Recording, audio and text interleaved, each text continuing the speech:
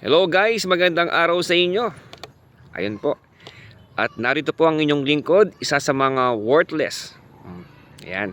So, meron po akong gustong sabihin sa inyo na isang karunungan buhat sa itaas, no? Sino nga ba ang tunay na mayaman sa mundong ito? Ito ang mga tunay na mayaman, walang iba kundi ang mga mayayaman sa mabubuting gawa. Ayan. Ang mga tao na mayayaman sa pagkakawang gawa, no?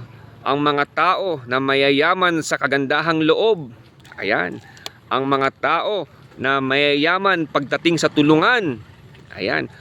Ang mga tao na mayayaman pagdating sa paglingap ng kapwa. Ang mga tao na mayayaman sa pagmamalasakit sa kanyang kapwa. Ang mga tao na mayayaman pagdating sa awa. Ayan. Ang mga tao na mayayaman sa pagpapatawad. Sa makatuwid bagay, ang mga tao na siyang mayaman na umiibig sa kanyang kapwa.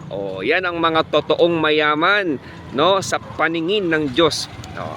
Kaya muli, magandang araw sa inyo. Sana may nasabi akong wisdom from above. Magandang hapon sa inyo. God bless you all.